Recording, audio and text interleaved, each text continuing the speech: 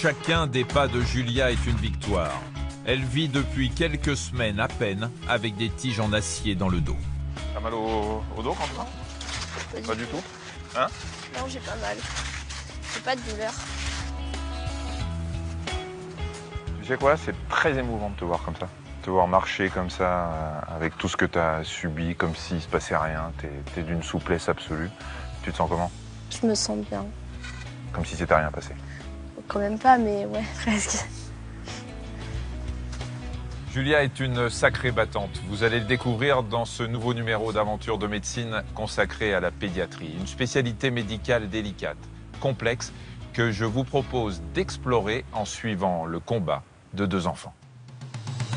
Nous allons assister ensemble à des chirurgies hors du commun, comme celle de Julia, 15 ans. Quand nous l'avons rencontrée quelques jours avant son opération, elle souffrait d'une scoliose très déformante qui la condamnait au handicap. Je suis contente de faire cette opération, parce qu'après je serai soulagée de mes douleurs. L'intervention est très impressionnante et périlleuse. Donc là, on est à quelques millimètres de la moelle. Là. Nous allons voir comment les chirurgiens vont redresser sa colonne avec des tuteurs en métal. Cette tige, elle prend exactement la forme du rachis de Julia avant l'intervention. Et ce qu'on va faire, on tourne de 90 degrés pour redresser sa... Lorsqu'une scoliose est trop importante, elle nécessite une chirurgie très lourde que peu de services pratiquent. À Marseille, l'hôpital de la Timone en a fait l'une de ses spécialités. Julia a 15 ans. Elle s'apprête à subir une opération du dos qui va changer sa vie. Je la retrouve alors qu'elle passe une dernière série d'examens.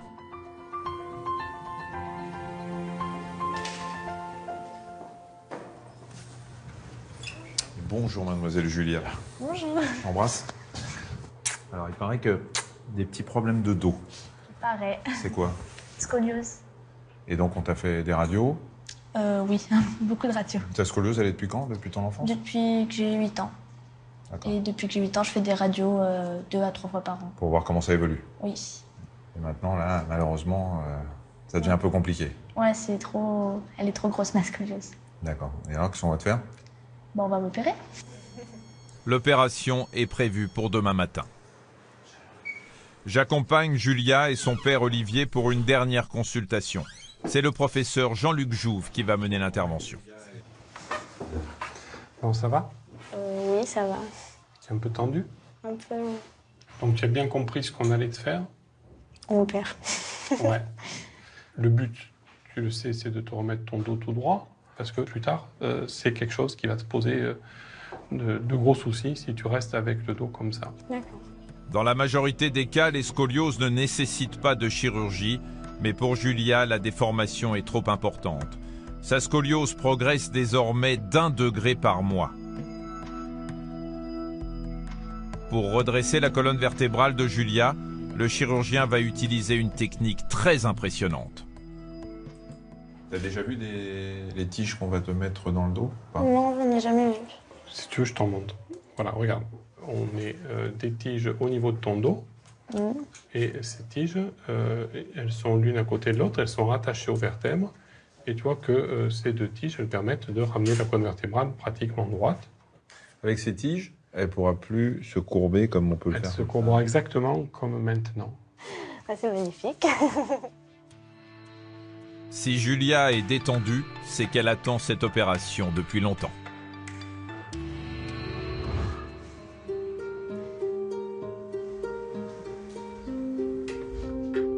Le miroir, ces derniers mois, Julia essaye de l'éviter.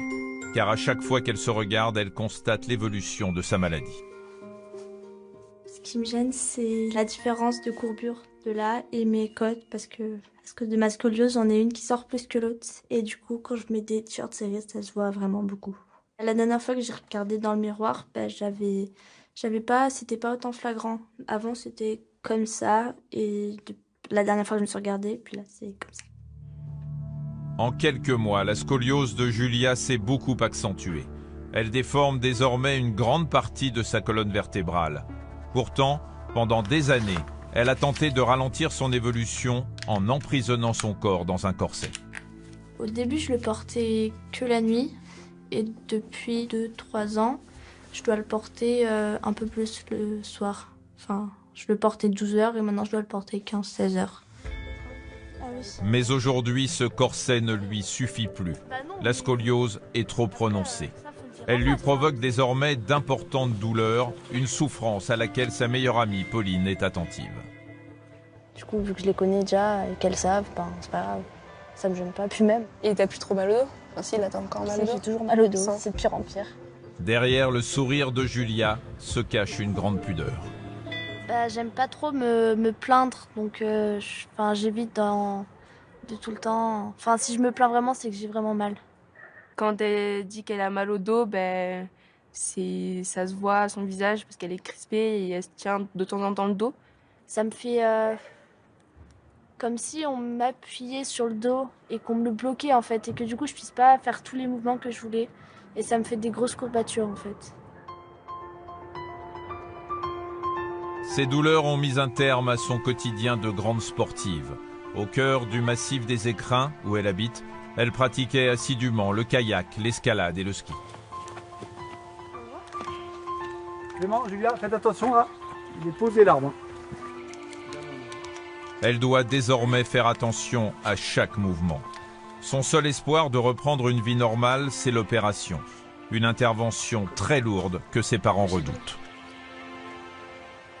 C'est vrai qu'au départ, je m'étais dit, bon, on ne viendra pas jusque-là, quoi. Donc, mais c'est vrai que quand il nous a dit, bon, il n'y a pas d'autre échappatoire, j'étais vraiment un peu secouée, quand même.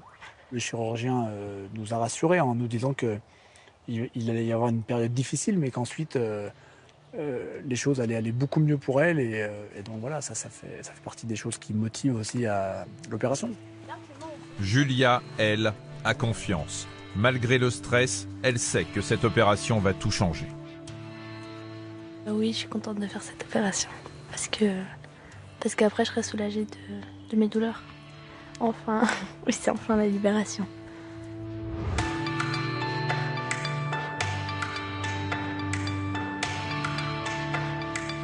Dans quelques minutes, Julia va entrer au bloc pour l'intervention qu'elle attend avec impatience.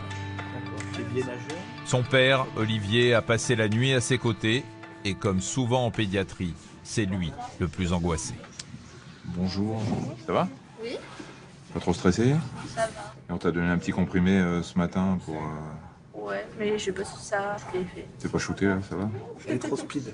Ouais, t'es hyper agité là. Faut que tu te calmes, hein? Je suis chaud patate. Non, mais là, allez, on y va. Ok. Allez. À tout à l'heure. Dernier baiser avant le grand saut. Olivier confie sa fille à l'équipe médicale. Il ne la reverra que dans 5 heures.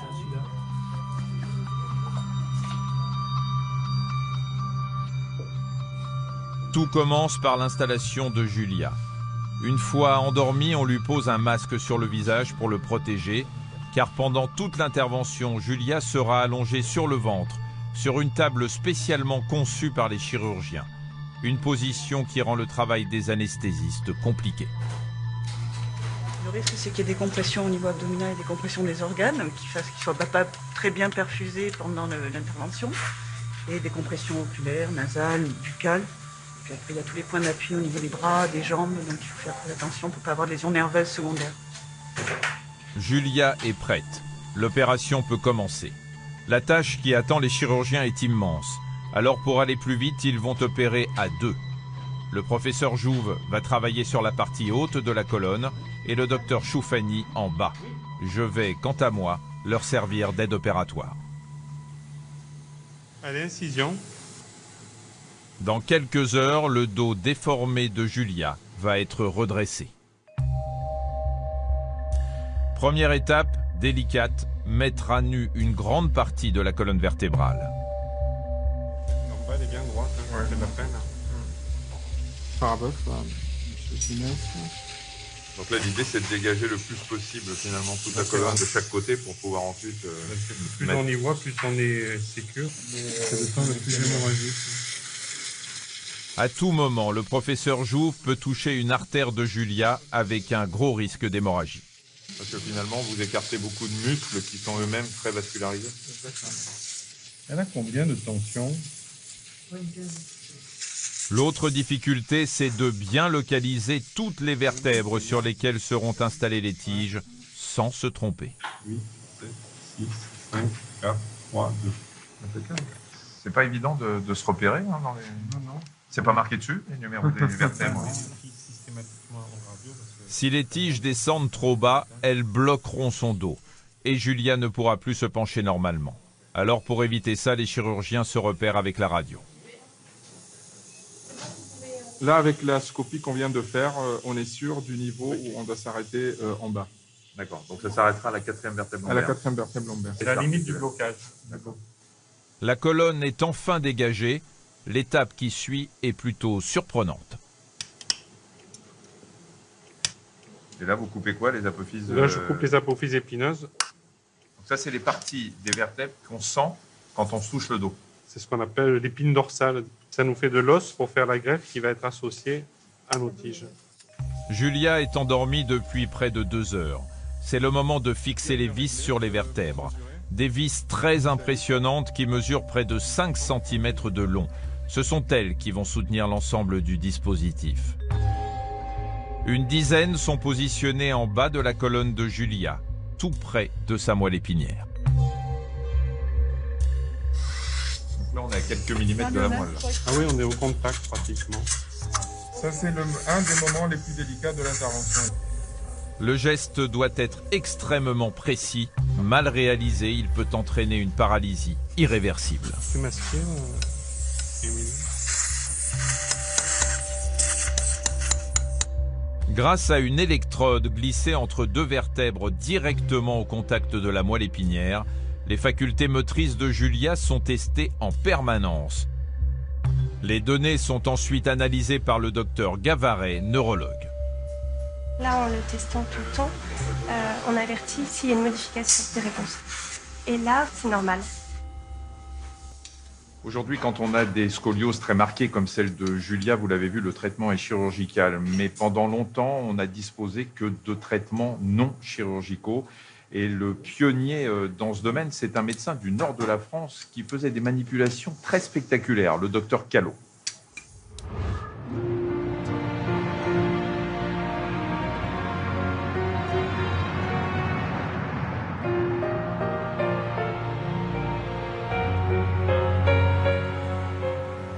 Des charrettes d'enfants souffreteux sur la plage de Berck-sur-Mer.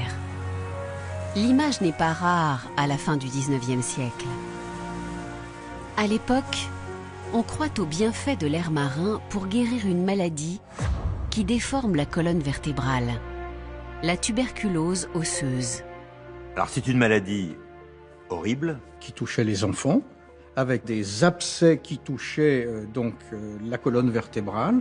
En grossissant, ces abcès rongeaient l'os à l'intérieur des vertèbres. Ça entraîne des tassements vertébraux, donc des déformations de la colonne. Et ça entraînait à ce moment-là une bosse. L'enfant était courbé, se courbait de plus en plus, et à un moment même, la moelle épinière pouvait être comprimée, et l'enfant à ce moment-là était paralysé. Et puis bien sûr, on pouvait aussi mourir de la tuberculose.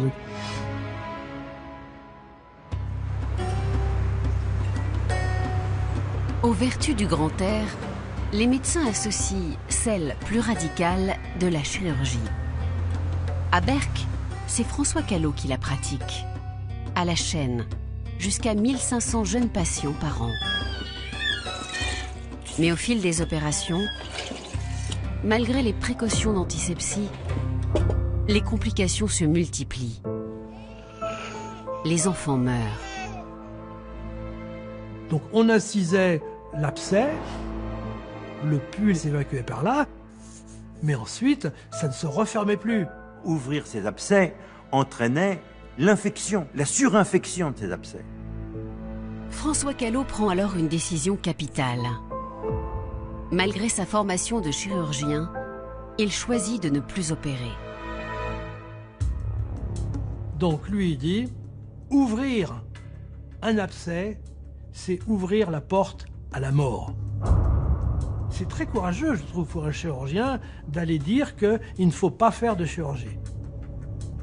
Le médecin est convaincu qu'il peut faire disparaître la bosse de ses enfants sans inciser. En 1896, pour la première fois, il tente une manipulation que personne n'avait jamais osée. Dans une salle d'opération, François Callot allonge un enfant sur le ventre. Pour l'étourdir, une religieuse lui applique sur le visage un tampon de chloroforme. Il demande 2 à 4 aides puissants, pas forcément intelligents, mais puissants, pour tirer sur les membres de l'enfant. L'enfant maintenu, le docteur Callot appuie de toutes ses forces sur la bosse jusqu'à ce qu'elle disparaisse. Il fallait entendre des petits craquements. Des petits craquements. Il faut aller vite. 2 à 3 minutes maximum. Car l'anesthésie est sommaire et l'acte très douloureux pour l'enfant. C'était d'une violence épouvantable. C'est violent et on s'étonne qu'il présente des résultats qui finalement sont assez extraordinaires. L'audace du docteur Callot est récompensée. La bosse ne se reforme pas, car en plus de la manipulation, il ponctionne les abcès et immobilise le thorax avec un plâtre. En quelques mois, Callot sauve 37 enfants bossus. C'était extraordinaire, ces résultats. L'homme qui redressait la bosse des bossus. Ça a été un succès formidable. La nouvelle fait le tour du monde. On ne parle plus que du redresseur de bossus venu du nord de la France. Et pourtant, la manipulation est autant spectaculaire que dangereuse. On sait qu'un certain nombre de cas ont abouti à des paraplégies. C'est-à-dire qu'en traumatisant ainsi le rachis, Callot a également traumatisé la moelle épinière et a entraîné l'impossibilité aux enfants ensuite de marcher. Il a aussi eu des méningites. C'est la mort de plusieurs enfants qui va bouleverser le docteur Callot au point d'abandonner sa méthode. Mais il ne renonce pas pour autant à réduire les bosses des petits tuberculeux. Alors la seule façon de lutter contre la déformation, c'est de former des coquilles plâtrées pour maintenir la forme à peu près normale de la colonne vertébrale. Et au lieu d'appuyer comme une bête au moment de la correction, il va refaire régulièrement ses plats tous les 2, 3, 4 mois pour avoir cette correction progressive. Donc tous ces enfants étaient dans des coquilles plâtrées, ne pouvant pas bouger, mis sur des brancards. Car il fallait 2 à 3 ans pour que les dos se redressent sous l'effet des plâtres.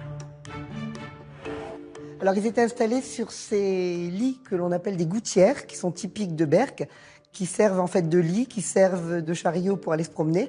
Et les enfants étaient dessus 24 heures sur 24, plâtrés donc dans une immobilité plus qu'inconfortable.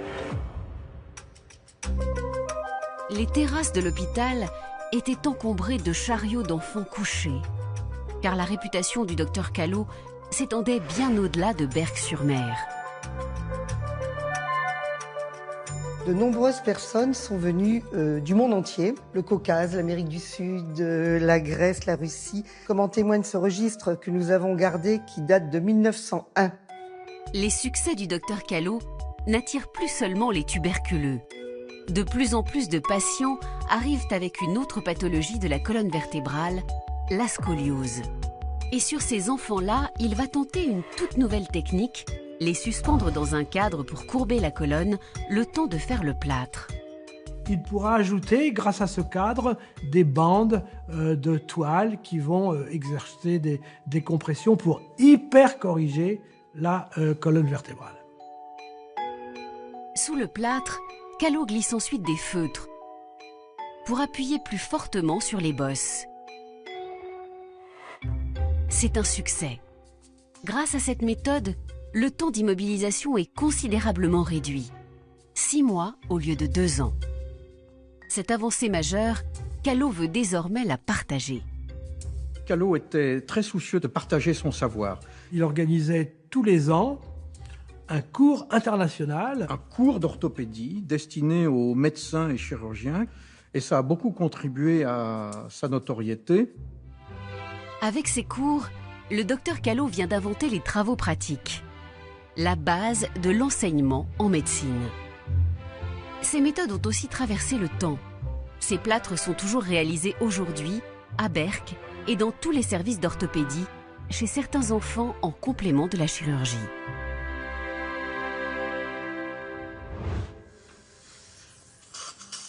Retour à Marseille, au bloc opératoire où Julia est opérée de sa scoliose. Une intervention risquée pour laquelle les chirurgiens doivent travailler avec précision. Et pourtant, en apparence, les gestes sont plutôt agressifs.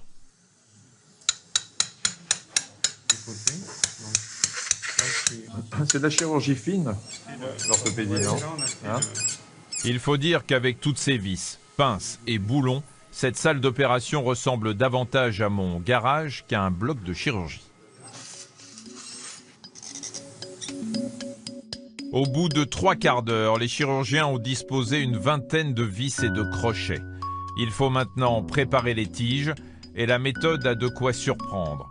Elle semble artisanale, elle est pourtant très précise pour épouser au mieux la morphologie de Julia. Pour l'instant, vous le faites à l'œil, ouais. Et après on adaptera. Ouais. Ouais. Alors le principe, une fois qu'on a formé donc cette tige, c'est que vous voyez qu'elle est exactement, elle prend exactement la forme du rachis de Julia avant l'intervention. Et ce qu'on va faire, on va tourner comme ça pour la poser, pour redresser sa colonne. On part de sa position actuelle, on tourne de 90 degrés pour redresser sa colonne. Une fois mise en forme, la première tige est fixée sur les vis. Vient alors un moment décisif, celui du redressement en force de la colonne. Maintenant, avec ces instruments très costauds, on va la faire tourner de 90 degrés, toujours sous le contrôle du docteur Gavaret. Toujours pour voir si à ce moment-là, comme on va bouger toute la colonne, la moelle ne souffre pas. La manipulation est extrêmement périlleuse. Un geste non maîtrisé et la moelle peut être touchée. Le contrôle du neurologue est indispensable. Très bien. Ce premier geste, un peu brutal, a remis la colonne dans la bonne direction, mais elle n'est pas encore tout à fait droite.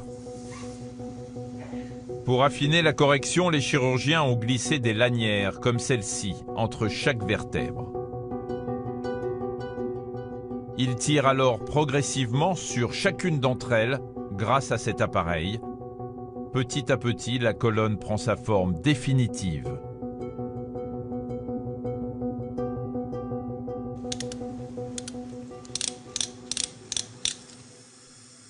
Au même moment, la greffe osseuse se prépare. Un infirmier découpe en tout petits morceaux les bouts d'os de l'épine dorsale de Julia. Alors là, vous avez mis des petits morceaux d'os que vous avez répartis un peu tout le long, comme des galets sur une plage. Et ça va cicatriser, ça va former un os. Ça va former un bloc osseux. Les tiges et les vis sont du matériel métallique. C'est du titane, c'est du très bon matériel, mais il n'empêche qu'il est soumis à l'usure. Et tous ces morceaux d'os vont permettre de fusionner la colonne vertébrale et de faire en sorte que ces tiges, au bout de quelques années, ne seront plus nécessaires. L'intervention touche à sa fin. Il ne reste plus qu'à refermer le dos de Julia. Bon, une intervention plutôt simple pour une scoliose aussi prononcée. Parfois, c'est plus compliqué que ça. Oui, ça peut être plus compliqué. Là, on a la chance que Julia a été prise en charge tôt, qu'elle nous ait adressée au bon moment, et donc on l'a opérée dans les conditions idéales. C'est quand même impressionnant. C'est-à-dire que les mouvements de la colonne, on se demande comment elle ne va pas avoir mal. Alors, vous lui avez injecté de la morphine, donc a priori, elle ne va pas avoir mal pendant 24 heures. Elle ne va pas être bien pendant 4-5 jours. Elle aura une pompe à morphine, donc elle n'aura pas mal, mais elle sera un peu shootée. Mais dans 4-5 jours, elle va être bien. Le temps que son corps s'accoutume à ce grand bouleversement, Julia va traverser des journées difficiles. Mais bientôt, elle pourra marcher de nouveau. Nous reviendrons assister à ses premiers pas. Pour Julia aussi. 1 mois après son opération, je la retrouve au cœur du massif des Écrins. Elle est en pleine forme. C'est vrai qu'il y a une couche... Ouais, en fait, il y a 15 jours, il n'y avait plus, et ça fait une couche de dur. Et des fois, on passe au travers. Je casse pas la figure, je sais pas remettre tous les crochets. Hein.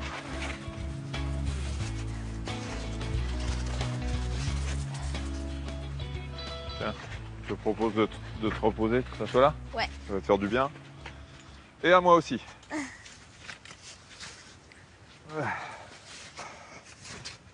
En tout cas, c'est assez spectaculaire de te voir comme ça aujourd'hui, marcher dans la neige et t'asseoir et me parler comme si c'était rien passé. On est à 1 mois et demi de l'opération. Ouais, C'est quand même quelque chose d'incroyable. Hein. Ça a changé ta vie un peu ou pas? Ah oui, carrément, ça a changé ma vie. Sur quel plan? J'avais tout le temps mal au dos en fait avant l'opération et maintenant j'ai plus de douleur. J'ai un peu des courbatures le soir parce que ça tire mais ça va beaucoup mieux. Est-ce que ça te change ta vision de l'avenir, de plus avoir mal partout et de plus être complètement tordu? Ah bah oui, carrément. Parce que j'ai plus de douleur, du coup je vais pouvoir faire ce que je veux. Et aujourd'hui, tu veux faire quoi comme métier? J'aimerais bien faire infirmière.